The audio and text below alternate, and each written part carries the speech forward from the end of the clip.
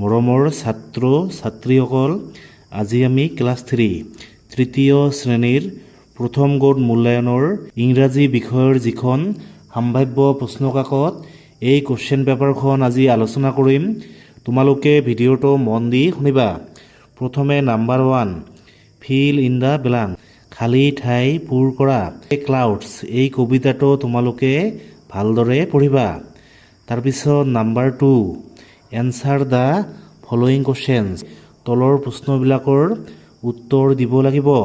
প্ৰথমে number A, what is the colour of the sheep in the poem, কবিতাখনত ভেড়াৰ colour কি আছিল, ভেড়াৰ ৰং কি আছিল।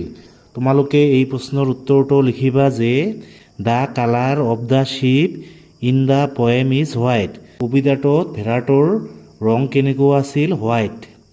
তাৰপিছত number B, where are the white sheep, white sheep মানে হৈছে বগা ভেড়া বা মেঘ, মেঘবোৰ ক'ত আছে। তোমালোকে লিখিবা যে the white sheep are on a blue hill, বগা ভেড়া ক'ত আছে, নীলা পাহাৰৰ ওপৰত আছে। তাৰপিছত number C, where did the monkey live, মাংকিটোৱে ক'ত বাস কৰিছিল, মাংকি মানে হৈছে কি, বান্দৰ। তোমালোকে লিখিবা যে the monkey lived in a rose apple tree, মাংকিটোৱে এটা ৰ'জ আপেল ট্ৰীত বাস কৰিছিল। তাৰপিছত number D, who became friends in the story, গল্পখনত কোন কোন বন্ধু হৈছিল। তোমালোকে ইয়াৰ উত্তৰ লিখিবা যে the monkey and the crocodile became friends in the story, গল্পখনত বান্দৰ আৰু ঘঁৰিয়াল ইহঁত দুজন বন্ধু হৈ পৰিছিল। তাৰপিছত number E, what did the monkey give to the crocodile, মাংকিটোৱে ঘঁৰিয়ালক কি দিছিল। ইয়াৰ উত্তৰ কি হ'ব, the monkey gave rose apples to the crocodile, বান্দৰটোৱে ঘঁৰিয়ালটোক ৰ'জ আপেল দিছিল। তাৰপিছত নাম্বাৰ এফ, হোৱাট হেপেন্স মানে কি হয়, হুৱেন দ্য উইণ্ড ব্ল'জ, যেতিয়া বতাহ বলে তেতিয়া কি হয়। তোমালোকে লিখিবা যে হুৱেন দ্য উইণ্ড ব্ল'জ মানে যেতিয়া বতাহ বলে, দ্য শ্বিপছ ৱাক এৱে শ্ল', মানে ভেড়াবোৰ লাহে লাহে আঁতৰি যায়, ভেড়া বা মেঘবোৰ লাহে লাহে আঁতৰি যায়। তাৰপিছত number G, what did the monkey C in the river, river মানে হৈছে কি, নদী, বান্দৰটোৱে নদীত কি দেখা পাইছিল।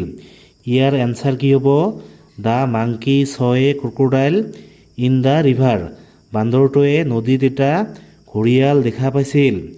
তাৰপিছত number 3, write rhyming words of the following, তোমালোকে এই শব্দবিলাকৰ ৰাইমিং ৱৰ্ডছ লিখিব লাগিব। তোমালোকে এইবিলাক মুখস্থ কৰিবা। প্ৰথমে এইটো হৈছে কি, শ্ল', শ্ল' মানে হৈছে লাহে লাহে, শ্ল' ব্ল' অথবা গ'।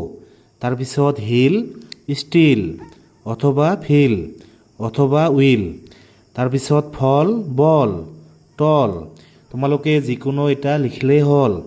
তাৰপিছত right, night, clue, blue, tree, free, rain, men, তোমালোকে এইবিলাক ভালদৰে পঢ়িবা। তাৰপিছত number 4, write the opposite of the following words, তোমালোকে এই শব্দবিলাকৰ বিপৰীত শব্দ লিখিব লাগিব।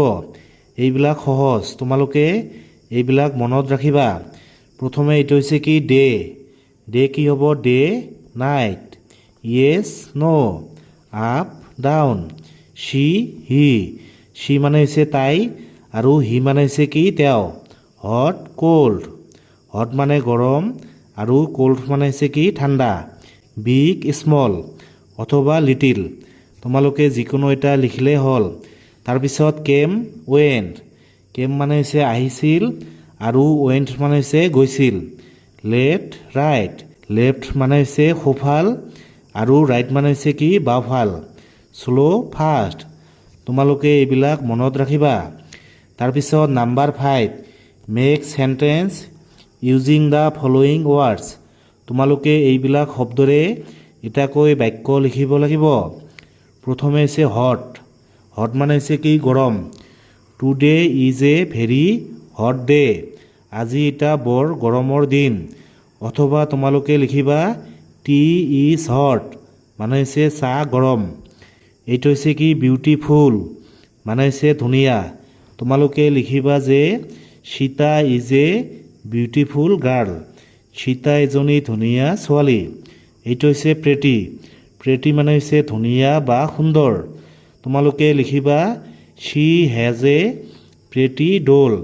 তাইৰ এটা ধুনীয়া পুতলা আছে। ডল মানে হৈছে কি পুতলা। তাৰপিছত নাম্বাৰ 6 ৰাইট য়েছ অৰ ন'। তোমালোকে এইবিলাক হয়নে নহয় লিখিব লাগিব। প্ৰথমে number A the colour of the hill is blue. Blue মানে হৈছে কি নীলা। পাহাৰৰ কালাৰ হৈছে ব্লু। এইটো কি এইটো য়েছ এইটো হয়।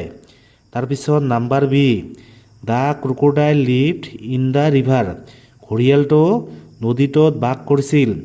এইটো য়েছ এইটো হয়। তাৰপিছত number C the monkey was হাংগ্ৰি।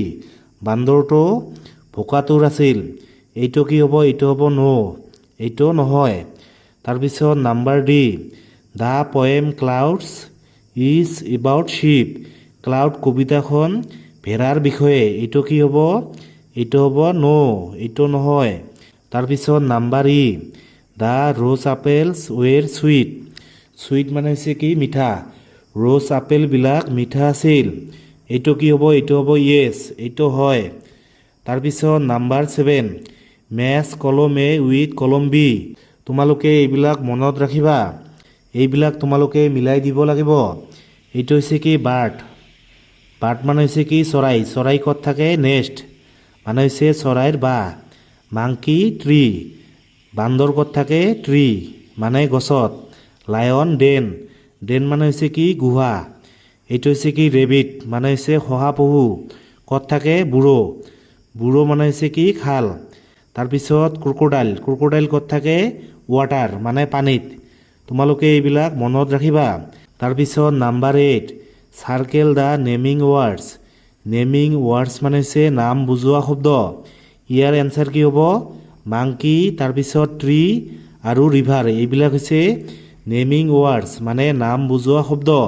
কিন্তু ৰানিং মানে হৈছে দৌৰি থকা। এইটো হৈছে একশ্যন ৱাৰ্ড। এইটো নেমিং ৱাৰ্ড নহয়। তাৰপিছত number 9 ask question of the following answer. তোমালোকে এই উত্তৰটোৰ প্ৰশ্ন সুধিব লাগিব। The crocodile lived in the river. ঘৰিয়ালটোৱে নদীটোত বাস কৰিছিল। ইয়াৰ কুৱেশ্যন কি হ'ব where did the crocodile live. ঘৰিয়ালটো ক'ত বাস কৰিছিল। তাৰপিছত number 10 write plural number of the following words. তোমালোকে তলৰ শব্দবিলাকৰ প্লুৰেল নাম্বাৰ লিখিব লাগিব। তোমালোকে এইবিলাক মুখস্থ কৰিবা। প্ৰথমে এইটো কি ক্লাউড। ক্লাউড মানে হৈছে কি মেঘ।